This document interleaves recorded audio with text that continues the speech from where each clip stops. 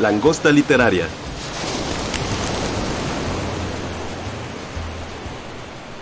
Hola a todos, bienvenidos a un nuevo episodio del podcast Langosta Literaria. Nos da muchísimo gusto saludarlos nuevamente y en esta ocasión tenemos un invitado muy especial. Por fin se nos hace compartir cabina.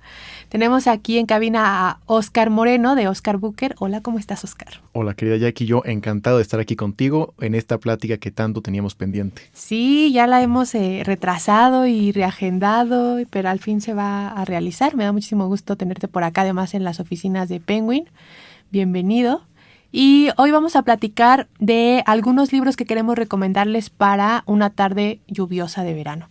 No sé, Oscar, si te pasa que a veces también dependiendo de cómo está el clima y en qué temporada del año estamos, leemos ciertos libros, ¿no? No sé si tú tienes una preferencia para ciertos libros en verano, en primavera, en otoño, en Navidad, por ejemplo. Yo, por ejemplo, soy un devorador estándar. En cualquier momento yo leo cualquier libro, pero lo que sí creo es que los días que llueve o son fríos, te inspira más a leer algo más. Sí. A innovar, por ejemplo, en tus lecturas. Sí, creo que sí, se vuelve uno arriesgado a veces. Sí, un poco básico, te lo voy a admitir. Tal vez.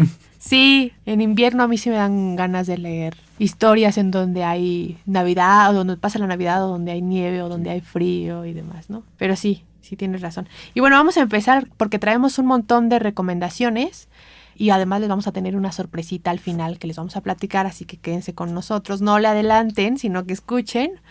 Pero vamos a empezar con las recomendaciones y por aquí Oscar nos quería recomendar El soldado de porcelana. Cuéntanos, Oscar.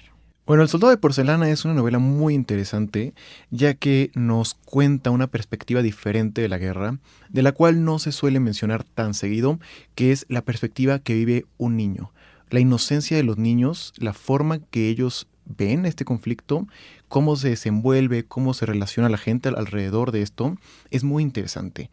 Creo que hay unas cosas muy interesantes de este libro en especial, ya que está ubicado en Francia en 1944, pero más específicamente en la región de Lorena, que si tú sabrás, Lorena fue una región, digamos, un poco complicada en torno a Francia, ya que tuvo su cierta independencia dentro de la esfera de poder francesa, y después fue invadida por los alemanes, retomada por los franceses, entonces tenía una cultura muy múltiple, muy diversa. Entonces, cuando llegaron los alemanes en 1941, había una división, se polarizó la población entre los que apoyaban a los alemanes, a los franceses, porque tenían descendencia francesa o alemana, y es fascinante porque este niño tiene descendencia, es francesa por un lado y otra alemana. Entonces tiene las dos descendencias y es como esa división en la familia de a quién apoyan, quién está en la resistencia, quiénes son colaboracionistas de los alemanes. Es un libro fascinante que además se lee rapidísimo. Lo lees en 2-3 días y tienes la velocidad promedio ahí. Lo lees muy rápido y además muy sencillo. Matías hace un trabajo extraordinario en la hora de escribir y escribe justo lo necesario. Y además recalcar que, bueno, Matías Malzieu creo que se ha caracterizado por tener obras muy enternecedoras, ¿no? Pero que también tienen estos tragos de repente amargos. Y había optado más por un camino casi del romance, ¿no? Y ahora le da un vuelco y además hace este homenaje a su familia, evidentemente. Y como bien dices, está este choque cultural, ¿no? Que a veces efectivamente se ve muy poco en la literatura. Y por ahí 2 libros, por ejemplo, uno es Suite Francesa de Irene Nemirovsky, que justo habla de este choque cultural y justo estas relaciones que se dan entre los colaboracionistas, ¿no? Y quienes rechazan, por supuesto, la invasión. Y el otro es un libro por ahí, búsquenlo, no lo tenemos en la editorial, yo aquí recomendando siempre otros libros, que se llama El silencio del mar. Es un libro chiquitito y es justo esta relación entre los alemanes y los franceses. Y sobre todo destacar que no, porque a veces cuando hablamos de la Segunda Guerra Mundial y hablamos de los alemanes invadiendo Francia, siempre decimos, bueno, los nazis invadiendo Francia. Y sí, pero también había muchos soldados de pie, ¿no? Gente que eran desde músicos hasta sastres, ¿no? Que les obligaban a ir a la guerra sin saber siquiera qué es lo que estaban apoyando con esa guerra, ¿no?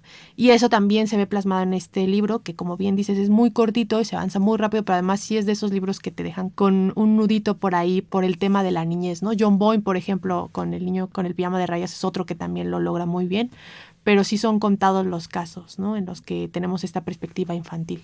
Sí, o sea, se explora de una manera muy sencilla y como tú dices, muy interesante.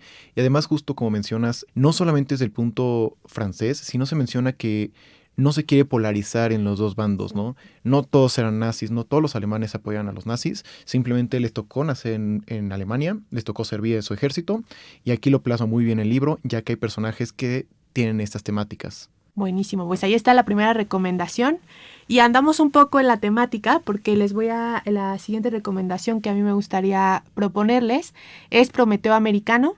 Prometeo Americano es la biografía que ganó el premio Pulitzer en 2006 sobre Oppenheimer y seguramente ya la habrán escuchado. Está escrita por Kay Bird y Martin Sherwin y está siendo pues bastante popular la biografía porque será adaptada este verano a cines por Christopher Nolan, ¿no? En este verano en el que tendremos Oppenheimer y a Barbie compitiendo. Pero bueno, en cuanto a libros tenemos, esta es una biografía inmensa. Debo confesar, Oscar, que yo no soy tan lectora de biografías, como que me cuesta un poquito, pero en esta ocasión me parece una biografía monumental y de un personaje que me parece que encarna muy bien lo que es el ser humano y el conflicto a que puede llegar el propio ser humano sobre su existencia, ¿no? Y sobre la razón de estar aquí. Hace muchos años, explorando internet, no me acuerdo cómo, pero llegué a un video en donde Oppenheimer es una entrevista que le hacen a él ya al final de su vida y ves a un hombre perseguido por fantasmas. O sea, de verdad, busquen el video por ahí.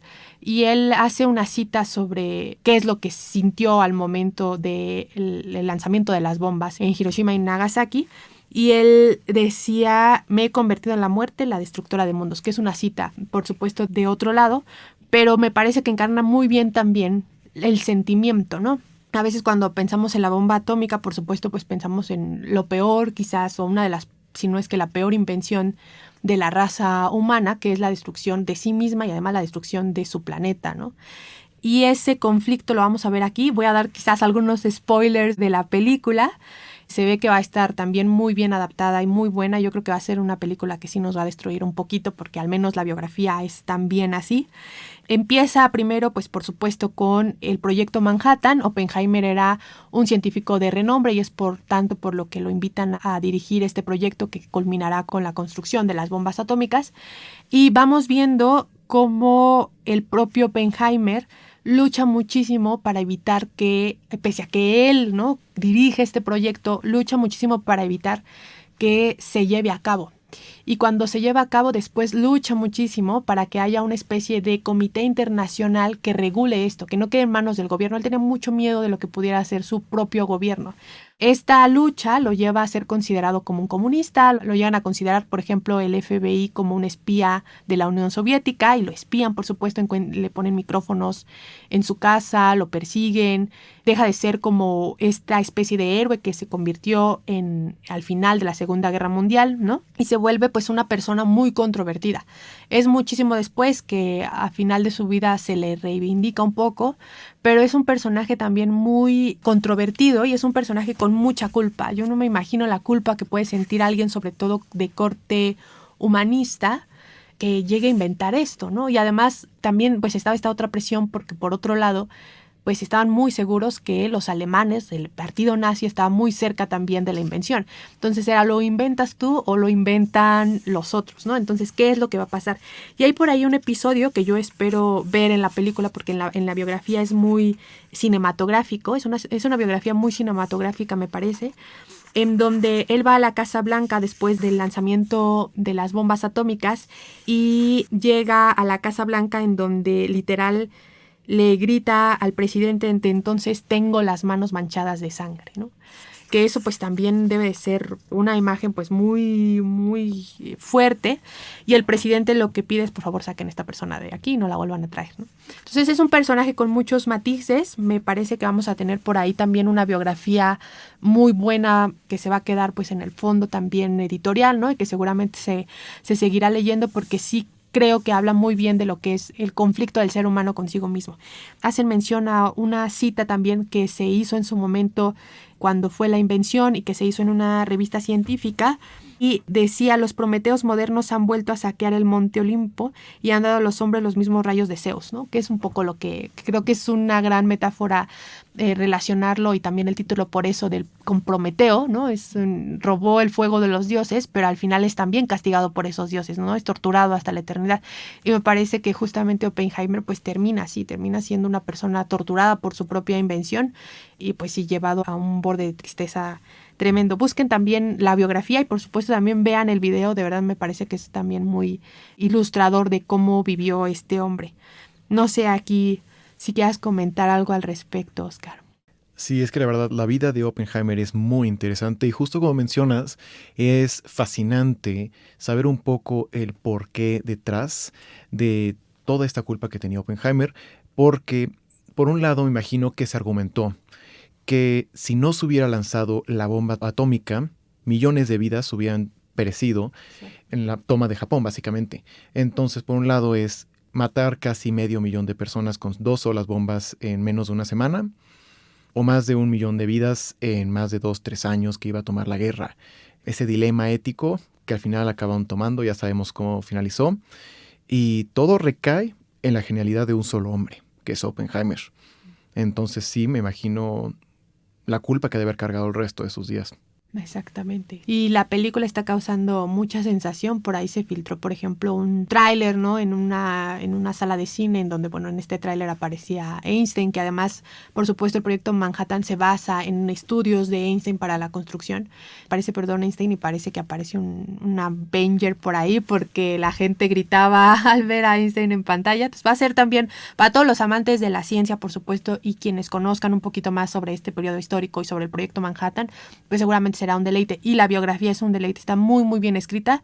Yo creo que seguramente Nolan dejará muchísimas cosas fuera y vale muchísimo la pena que lo vean. Además, esta biografía fue construida durante muchos años, más de 20 años les tomó a los autores trabajarla, hicieron más de 100 entrevistas también. Entonces es muy rica, también tiene por ahí algunos documentos como fotos, ¿no? Transcripciones de algunas entrevistas y de algunos audios del propio Oppenheimer. Entonces está muy muy interesante. Sí, justo que mencionas, el otro día estaba revisando el libro y es increíble la colección, ya un poco más superficial, la colección y lo vasto que es, las fotografías, los documentos, sí, como mencionas, es muy completo, es algo muy interactivo. Sí, está buenísima. Bueno, ahí les dejamos entonces la segunda recomendación y pasamos a la siguiente, querido Oscar, que tenías 100 cuyes.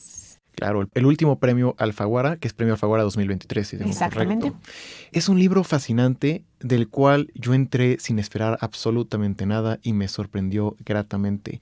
En especial porque es una tragicomedia sobre una de las etapas más difíciles pues, de la vida, que es la vejez. Porque aquí se exploran diferentes momentos, por ejemplo, cuando la gente que no acepta la vejez, las dificultades que llegan a tener, tanto económicas como físicas, como sociales, se explora todo eso a través de varios personajes, son diferentes, y todo, al final, pues lo que conlleva la vida, ya me imagino lo que es, no quiero decir mucho para no spoilear, pero es muy, muy, muy interesante, es muy ligera. Aquí Gustavo Rodríguez hizo un gran libro, del cual me sorprendió gratamente, y como les digo, es un libro que no te va a dejar indiferente. Te va a hacer reflexionar sobre las personas mayores que han estado rodeando tu vida, los cuidados que tú les has dado, el tiempo que les has dedicado y además, pues la importancia de estar presentes, de estar presente en la vida de una persona mayor. Hace poco tuvimos justamente la visita de Gustavo por acá para promocionar el premio Alfaguara. Y cuando la gente se le acercaba, tuve oportunidad de estar por ahí un momento en la firma, y cuando la gente se le acercaba, sobre todo personas de la tercera edad, le decían gracias por escribir de nosotros. Sí, es muy tremendo porque a veces parece que olvidamos a este público, ¿no?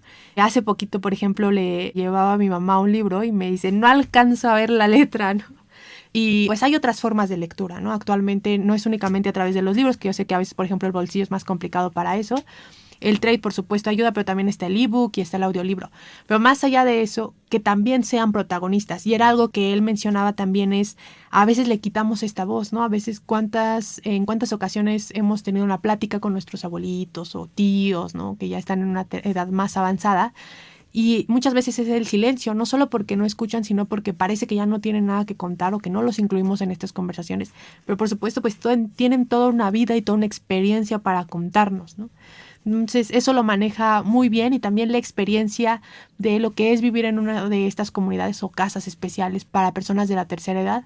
Creo que también es muy interesante. También me parece muy cinematográfica. Creo que pueden hacer una gran serie, Perfectamente. miniserie o película, porque es muy divertida también. Y pese al tema que toca, justamente es muy divertida, ¿no? Tiene Ujú. muchas partes de humor, que me parece a mí eso curioso, ¿no? A veces Sí. como que se burla incluso de las tragedias, una tragicomedia, ¿no? Sí. Oye, es que aparte, el libro trata un tema, creo que es de los temas más difíciles que pueden tratar los libros, que es la muerte. Habla de la muerte, pero nunca se victimiza a ningún personaje, jamás intentan hacerle al lector sentir lástima, sino, como te digo, es reflexionar sobre la muerte. O sea, la muerte está a un solo paso. Estas personas que nos acompañan, que son mayores de edad, están más cerca que nosotros, pero al mismo tiempo, al estar más cerca, tienen una mayor perspectiva de lo que significa la muerte, una perspectiva que nosotros no tendremos hasta estar en su lugar. Y todo esto lo explora el libro muy, muy bien. Y como sí mencionas, podría ser perfectamente una película este libro. Claro, y el tema de la muerte es importantísimo porque, bueno, para México siempre tendemos a burlarnos un poquito de la muerte. La relación con la muerte es un poco extraña también por las raíces prehispánicas, ¿no? Y toda esta mezcla religiosa entre lo que heredamos de los españoles y lo que heredamos también de las primeras civilizaciones acá en México. Y es muy curioso la visión que tenemos a veces de la muerte, ¿no? Como risa. Por ejemplo, antes de entrar al aire, le explicaba a Oscar, oye, si empieza a temblar, se van a mover estas luces y tal, ¿no? Se va a prender esta luz para que sepas. Y tú me decías, Oscar, ay, ya me espantaste. Pero claro, uno, en la Ciudad de México, por ejemplo, pues uno está acostumbrado un poco a los terremotos. Y a veces te burlas incluso un poco de la muerte, ¿no? De hacer como estos comentarios de pronto, ¿no? Uno está muy acostumbrado en México a hacerlos. Y es curioso verlo también en esta novela, ¿no? Como también hay esta especie de burla hacia la muerte, pero muy conscientes de que es algo incluso a veces deseado, ¿no? Sobre todo en cierta edad y cuando tu cuerpo está en cierto estado. Entonces es muy fuerte, ¿no? Llegar a pensar también en algunas decisiones, ¿no? Porque quieres tú tener una vida digna. Y eso a veces creo que se ha dejado también de lado, incluso en la propia literatura, ¿no? ¿Cuántos de estos personajes son jóvenes? ¿Cuántos de estos personajes, no? En general, hablo en general de toda la industria literaria actual, pues tendemos mucho a ver protagonistas en su juventud, ¿no? Protagonistas en sus 20 o sus 30, como si lo más importante fuera ocurrir en ese momento de la vida, y no es así. O las series de televisión o las películas que nos han acostumbrado muchísimo justamente a lo más importante va a ocurrir en este periodo de tu vida, en estas 2 décadas, pero no, claro que no, hay muchísimo más todavía, ¿no? Y eso lo logra muy bien justamente Cien Cuyes, que es un novelón. Ahí si tienen oportunidad, échenle un ojito porque vale mucho la pena. Sí, no se van a arrepentir ni un poco de leer este libro, ¿eh? Para nada. Y pasamos justamente a la siguiente recomendación.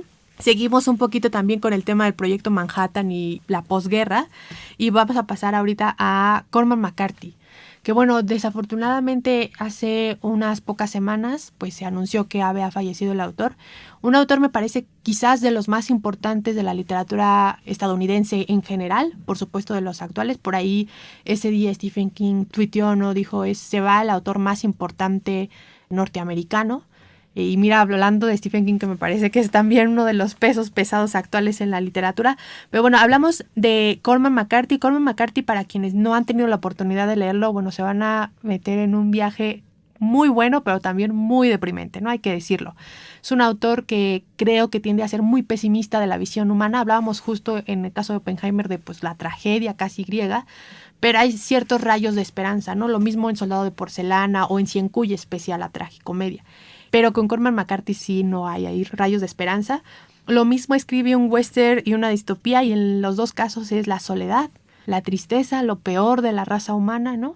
Aunque también, sobre todo en La carretera, quizás que me comentabas, Oscar, que te encantó, también están estos rayos de esperanza entre la relación, ¿no? de los personajes principales. Sin embargo, bueno, también ahí está un poco oscuro, ¿no? Y te diré eso de la esperanza. Yo en la carretera es un libro impresionante, del cual no me voy a meter tanto porque no es la recomendación que tenemos en No, mano. pero igual platiquémosla. Pero es una cosa impresionante. Tienes, aquí hablando de nuevo Oppenheimer, tienes un mundo posapocalíptico después de una guerra nuclear. Exacto. Lo que queda es absolutamente pesimista, es lúgubre, es oscuro.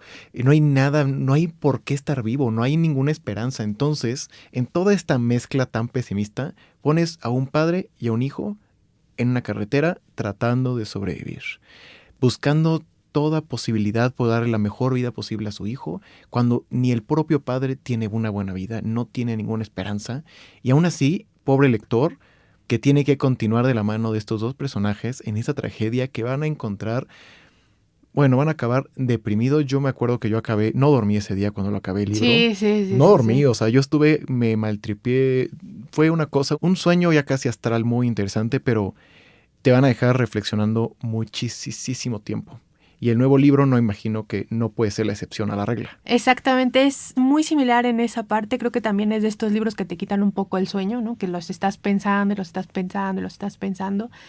Y justamente, por ejemplo, en la carretera me refiero a la esperanza en la relación, justo en ese cuidado, ¿no? De la relación padre-hijo, pero claro, es tremendo y aparte todo el rato están esperando a que les ocurra algo, ¿no? Porque hay muchos ahí fuerzas contrarias, ¿no? Y en el caso de El pasajero y Stella Maris es un lanzamiento, yo creo que extraño como todo lo que hace McCarthy, hay que decirlo, o como lo que hacía. Él tendía a escribir poco, lo comentábamos también fuera del aire, ¿no? Como que se tardaba muchísimo en escribir, como en esta tradición norteamericana también de varios escritores, a excepción, por supuesto, de Stephen King, que saca un nuevo libro cada año. Pero en este caso, yo en su estilo me recuerda mucho a Dostoyevsky también, ¿no? Como esta parte muy pesimista. Sí, claramente tiene influencia No, de Dostoyevsky, ¿eh? Muy también como tragedia rusa, novela rusa, ¿no? Él también da ahí ciertos elementos. Pero bueno, en el caso del pasajero y Stella Maris, son dos novelas en una. Primero empezamos con El pasajero. El pasajero narra la historia de Bob Western, quien está buceando y quien está buscando un grupo de búsqueda, están buscando a los pasajeros de un avión que cayó en el mar. Esto ocurre más o menos en 1980 en Estados Unidos, en Mississippi. El tema es que se supone que deberían de haber 10 pasajeros y solo hay 9 que están, por supuesto, bueno, ya no viven, pero están amarrados al cinturón. Y no está ni la caja negra ni el 10º pasajero, que suena un poco como a novela de misterio, ¿no? Pero por supuesto que no es así. Sí, como The X-Files casi. Sí, exactamente, pero no. Cormac McCarthy pues no nos lleva por ahí. Por supuesto es todo un viaje hacia la soledad. Este personaje, Bob Western, y por eso les decía que no nos alejamos tanto de Oppenheimer y de la Segunda Guerra Mundial, porque este es el hijo de uno justo de los inventores de la bomba atómica. Entonces tiene, por supuesto, toda esta sombra, tiene una relación muy complicada con su hermana, por ahí hay ciertos destellos de incesto incluso, ¿no? Como muy fuerte también en ese aspecto de la novela. Y esa es la primera novela, El pasajero. Después viene la segunda novela, por supuesto no les voy a platicar toda porque además, como ya saben, pues ahí está lo rico. Pero bueno, después viene Stella Maris, que es la historia de la hermana de Alicia Western, quien con ella empieza la novela siendo internada en un psiquiátrico. Ella es una doctora de matemáticas, está en ese psiquiátrico con una bolsa de miles de dólares y no quiere pensar ni hablar de su hermano. Entonces, bueno, las dos historias se intercalan, no solo por la relación de estos hermanos, sino también por el tema de la soledad, que creo que es el gran tema de esta obra. Y quizás en La carretera lo veíamos también, en No es país para viejos lo veíamos también el tema de la soledad, pero me parece que esta es justo la gran obra del autor sobre esta temática. Y por supuesto, pues lo peor de la raza humana, ¿no? También en conflicto consigo misma como con Oppenheimer, pero aquí creo que sí saca lo peor, ¿no? Es una gran obra, es una obra pesada, no lo vamos a mentir, ¿no? También, no a diferencia de Malzieu que avanzas y que en un día quizás la puedes terminar. Esta sí es una obra pues un poco pesada por lo que cuenta y también por el estilo del autor, ¿no? Es un estilo que se va disfrutando muchísimo y que creo que vale la pena leerla y luego hacer unas pausas y regresar, ¿no? Y volver, porque sí también es un gancho al hígado. Creo que menos fuerte que La carretera, creo que te deja dormir un poquito más, pero sigue siendo, pues sí, un gancho de todos modos, ¿no? Un golpazo al autor, le encantaba a McCarthy, creo que darnos un golpe a todos. Sí, no, en definitiva no creo que se pueda categorizar como un libro fácil de leer. Ese sí no diría, no recomendaría leerlo rápido, no hay forma. Los libros de McCarthy son sumamente descriptivos, son muy densos, o sea, todas sus emociones, sus energías, sus descripciones. Entonces, no, como tú mencionas, no recomendaría leer ningún libro de McCarthy rápido. Tómate tu tiempo, digiérelos, recuerda, y analiza lo que acabas de leer porque son muy profundos sus libros, son muy simbólicos. Sí, ahora cuando fue el anuncio de su fallecimiento, justo a nosotros nos toca, por ejemplo, en el tema de La Langosta, pues trabajar también con, pues recomendar la obra del autor, ¿no? Entonces estuvimos buscando justo una frase que nos pudiera hablar de la obra del autor y le decía a mi compañera, es que no hay ninguna frase positiva, ¿no? Todo era oscuridad tremenda y me parece que aquí también es un autor muy pesimista, eso hay que decirlo. Pero vale mucho la pena también leerlo y eso creo que también nos ayuda a reflexionar hacia nosotros, qué queremos, hacia dónde vamos. Es un autor muy filosófico también, ¿no? Sí es una oda a la filosofía también, esta novela junto con las otras, pero creo que esta también un poco más. Oye, Jackie, nunca te conté cómo me aproximé yo con Cormac A ver, McCarthy. cuéntame. Yo tenía unos 9, 10 años y estaba cambiando la televisión. Y en eso salió una película de un hombre jalando un carrito en la mitad de la carretera. Y yo de 10 años decidí, bueno, ¿por qué no la veo? O sea, hasta la fecha tengo los flashbacks de la película. O sea, si el libro no me dejó dormir 1 o 2 noches, la película es una cosa... O sea, le hace honor a McCarthy. Sí. Si alguien me hubiera dicho que película. McCarthy fue director de la película, no me hubiera sorprendido ni un poco. Está muy bien adaptada. Igual que País para Viejos, sí le tocaron grandes películas. Ojalá esta también la puedan llevar. Creo que es más complicada por justo adaptar los las dos historias, sí. Pero me parece que también es muy buena. Oye, pues traumas de la infancia que nos dejan ciertas películas, Cosa. ¿no? A mí me tocó hace, no sé si lo platiqué en el podcast o no, pero bueno, ya me disculpo si lo repiten y lo pueden adelantar, pero hace tiempo, cuando yo era niña, también me encargaron con una prima, ¿no? No me acuerdo ni por qué mis papás no me pudieron cuidar, pero me encargaron con una prima que era pues, mucho más grande que yo. Y esa prima decidió ponernos una película, a mi hermana y a mí, que nos dejaron a las dos. Esa película se llama El Exorcista. Entonces, no me acuerdo, o sea, yo era niña, pero tengo tan marcada no la he vuelto a ver. Por supuesto me da pavor, pero la tengo todas las escenas las tengo tan marcadas, la niña levitando, la niña bajando las escaleras, el exorcista llegando a la casa, o sea, la tengo tan marcada, pero sí son como estos traumas quizás, ¿no? Que no olvidamos. Sí, que no olvidamos.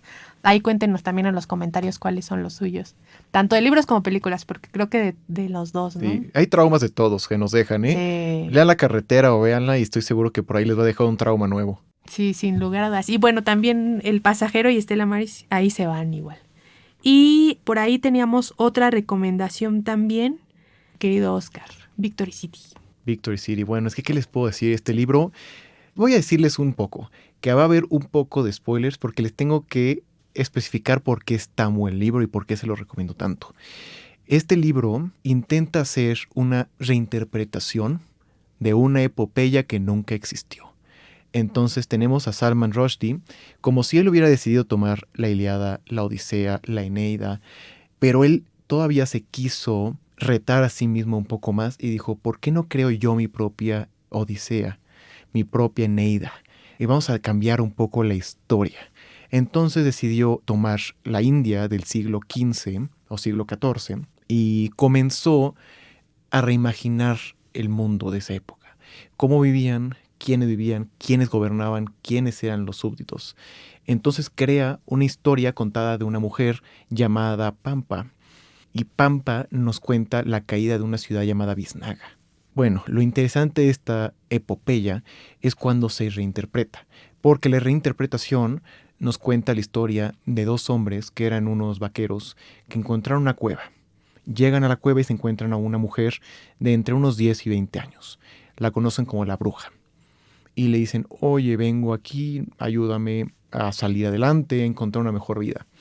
Y la bruja, que en este caso es Pampa, que no era bruja, les dice, te voy a ayudar para que salgas adelante. Toma esta bolsa de semillas y siémbralas. Se va a un campo abierto los 2 hermanos, siembran las semillas y crece una ciudad entera. Y le dice Pampa, esta ciudad va a vivir 280 años de caídas, de subidas, de esplendor, de decadencia. Y yo voy a ser reina 3 veces.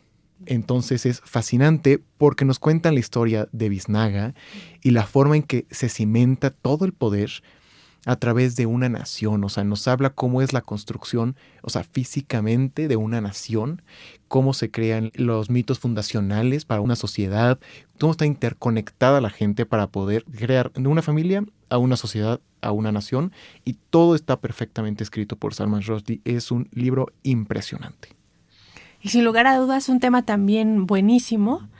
Creo que a veces, justamente por cómo nos enseñan historia en la escuela, ¿no? Tendremos a ver la historia de esta forma lineal, ¿no? De progreso casi. Y a veces creo que no pensamos tanto en qué pasará en un futuro, cómo nos estudiarán en los libros de historia, o sea, en cuanto a la sociedad, por ejemplo, ¿no? Estos imperios actuales de Estados Unidos, China, por ejemplo, ¿cómo van a caer, ¿no? Creo que eso es también muy interesante, cómo es que van a terminar estas grandes ciudades, estos grandes imperios. Y pues la fascinación siempre ha estado por estas grandes civilizaciones, ¿no? Por estas grandes ciudades como Troya, que siempre creo que en el podcast hemos hablado hasta el cansancio también del tema. Pero justamente esta habilidad también para crear una historia así tan grande, ¿no? Para decir yo voy a hacer mi Odisea, pues es de un esfuerzo tremendo, ¿no? Que evidentemente un autor con esta capacidad lo logra. Oye, y aparte lo impresionante de esto es que es su último libro, Victory City. Lo escribió después del atentado que sufrió en Londres. O sea, todavía tuvo la fuerza de sentarse horas en un escritorio frente a un papel y una pluma. Bueno, en este caso computadora, no sé cómo escriba Salman. Sí, claro. Y escribir una cosa de este calibre. Es algo impresionante que me imagino que solamente está rebasado por versos satánicos del mismo autor. Buenísima, pues muy buena recomendación, Oscar. Habrá que leerla. Yo la verdad es que todavía no he tenido oportunidad de terminar la obra. Ahí vamos un poco lento, pero vamos avanzando. A ver qué tal. Ya les contaremos también de este lado. Pero sí es impresionante que después de un ataque así, ¿no? Después de que sufres un ataque así, lo que decide él es ponerse a escribir, ¿no? Y eso habla también muchísimo del oficio de escritor y de estas grandes voces. Creo que también justo quizás como McCarthy, creo que Rushdie es un autor que llega para quedarse, ¿no? Que seguramente las generaciones futuras van a estar leyendo y que esta es una obra que seguramente también quedará ahí como de sus grandes novelas. Totalmente. Yo creo que va a ser un autor clásico, un autor de referencia en algunos años y no lo veo tan lejano. Exactamente. Pues ahí está la recomendación también. Y vamos a terminar las recomendaciones con una novela que a mí en lo particular me gusta un montón, que se llama Un caballero en Moscú. No sé si, Oscar, ya tuviste oportunidad de leerla. No, yo no he tenido oportunidad de leerlo, pero bueno, tengo más que dominado el tema. Buenísimo. Porque es fascinante todo lo que habla este libro, pero quiero que tú nos cuentes. Sí, voy a ver si te puedo convencer a que lo leas, está buenísimo. Y justamente, bueno, ahora con todo lo que ha pasado en la guerra entre Ucrania y Rusia, bueno, a partir de la invasión rusa, y además lo que pasó ese fin de semana kafkiano rarísimo en el que la propia Rusia se atacaba a sí misma en un giro que parece hecho en una novela específicamente, me hizo pensar muchísimo en este libro. Un caballero en Moscú está escrito por Amor Towles, que en realidad es un autor británico, pero parece de verdad escrito por un ruso con todo el estilo de las novelas, grandes novelas rusas. Y esta obra narra la vida se inspira en un hecho real, aunque después se desvía un poco, por supuesto, para crear ficción, la vida de un conde llamado Ilich Rostov. Por supuesto lo pronuncio mal, pero bueno, el conde Rostov. Esto ocurre empezamos en 1922, Revolución Rusa, ¿no? La guerra de los bolcheviques. Es un conde, pertenece a la aristocracia, pero en su juventud, en esas locuras de juventud, él hace un poema en contra de la aristocracia, por supuesto. Y esto hace que después, cuando llegan los bolcheviques y cuando quitan a todos los aristócratas y ocurre lo que ya sabemos con la revolución, lo que ocurre es que, bueno, toman en cuenta ese poema y ese poema le salva la vida. Lo que en algún momento lo condenó con la clase aristócrata y con su círculo más cercano, después le salva la vida, ¿no? Entonces, en lugar de que sea mandado a Siberia con las rocas o de que sea ejecutado, deciden encerrarlo y lo deciden encerrar en el Hotel Metropol, que es un hotel que existe, es un hotel que está justamente muy cerca del Kremlin y del Bolshoi, y pasará ahí 30 años viendo la vida rusa, ¿no? A través de la ventana del hotel. Y verá, por ejemplo, la revolución. Bueno, él es encerrado antes de que termine la revolución, así que va a ver todos estos tiempos muy turbulentos de la Rusia a través de una ventana. Imagínate que puedas ver, ¿no?, a través de una ventana una revolución, ¿no? Y cómo va cambiando la vida de tu país. Y eso es lo que experimenta este personaje. Es un caballero, como lo dice el nombre, es un personaje muy carismático, tiene muchos amantes, por ejemplo, pese a que está encerrado pues entre las huéspedes y demás, y entre también forma un vínculo muy importante y muy lindo, ¿no? Entrañable con los trabajadores del hotel, quienes le abren la puerta literal a muchos pasajes secretos del mismo hotel. Después ocurren muchos acontecimientos. Él en algún momento también, por ejemplo, trabaja, es camarero en el restaurante del propio hotel. Se vuelve muy amigo de todos estos personajes, de los trabajadores, también de los visitantes. Hay un momento maravilloso en donde también da un giro el libro porque una de sus amantes llega con una niña. No es su hija, pero le dice, acaban de encerrar a mi marido y tengo que ir a verlo. Y le deja a la niña y no vuelve. Entonces él tiene que hacerse cargo ahí, encerrado de una niña, se llama Sofía la niña, que también es un personaje maravilloso. Y pues se vuelve un padre, ¿no? En el encierro. Entonces creo que ya tenemos todos un poquito de experiencia con el tema del encierro, pero vale mucho la pena. Creo que también aquí sí veo mucha más esperanza, pese a todo lo que ocurre. Juega también mucho con el humor. Es un autor que le gusta mucho el humor, muy británico, por supuesto, en ese sentido. Y es una historia también de amor entre un padre y una hija, ¿no? Y si bien no un padre biológico, sí un padre que cría. Y por supuesto, pues todo lo que ocurre con los peligros literal de afuera y de las bombas de afuera, ¿no? Es una obra, a mí me parece monumental. Está siendo adaptada, me parece que a película también. Pues habrá que ver qué tal lo logran. Y ahí está la recomendación, ¿no? No, hombre, a mí este libro me lo han recomendado un sinfín de veces. Ya léelo, Oscar, te va a Lo tengo encantar. que leer y además me fascina la historia que está ambientada. Porque, o sea, no me imagino lo que debió haber vivido este hombre 30 años encerrado, verlo a través de una ventana, cómo va pasando la historia y tú estás estoico, no hay movimiento en tu vida. Debe ser algo impresionante. Impresionante y además, pues sí, yo creo que ya todo lo vivimos en el encierro, muchos nos volvimos, de verdad ya no sabemos ni qué hacer, ¿no? Pararte, entrar y salir literal de tu casa y no salir más lejos, consumir, leer muchísimos libros, por ejemplo, él es algo que hace muchísimo, lee un montón y le gusta mucho comer y le gusta comer bien, ¿no? Por supuesto es un personaje aristócrata, está muy acostumbrado a la buena cocina y por eso también tiene este acercamiento tan entrañable con estos personajes a través de la comida, ¿no? A través de cómo preparan la comida. Eso también para quienes son amantes de estos temas más culinarios les va a gustar también bastante el libro. Pues yo no sé la gente que nos está escuchando, pero a mí me convenciste en especial con este último. Muy bien. Me queman las manos de leerlo. Muy bien, Oscar. Ahorita vemos que tenemos un ejemplar por acá. Yo encantado. Y pues no vas a ser el único, ¿verdad? Porque les tienes una sorpresa a tus seguidores. Para todas las personas que me estén escuchando a Jackie y a mí, les tenemos una pequeña sorpresa. La primera persona que vaya en mi Instagram, OscarBooker_1, y me mande un mensaje diciéndome cuáles fueron los 6 libros que les recomendamos, se los va a llevar los 6 a su casa totalmente gratis para que ustedes los puedan leer de primera mano y nos puedan contar cuál fue su experiencia con ello. Buenísimo, Oscar. Ya ahí tendrán los libros, ¿eh? No tienen pretexto para no leer este verano lluvioso. Ya nos contarán también en los comentarios qué les gusta leer, qué otros temas también quieren escuchar en La Langosta. También qué otros temas por ahí, cuando nuestro querido Oscar nos vuelva a visitar, también podemos platicar en una siguiente edición del podcast. Y bueno, les agradecemos muchísimo el que nos hayan escuchado. Muchas gracias, Oscar. No, hombre, yo encantado. Gracias a ti, Jackie, y gracias a Penguin por tenerme aquí a Langosta Literaria. Y sin más que decirles que, de nuevo, lean estos libros, son absolutamente fabulosos. Sí, se los recomendamos muchísimo. Muchas gracias en la cabina a Yobat Cortés, que hace magia para la edición. Gracias también a Carmen García y a Adriana Velarde en la producción. Y bueno, pues gracias a ustedes por escucharnos. Hasta la próxima. Lindo día. Lindo día. Búscanos en nuestras redes sociales, Twitter, @langosta_lit, Instagram y Facebook, Langosta Literaria, y en YouTube, Me Gusta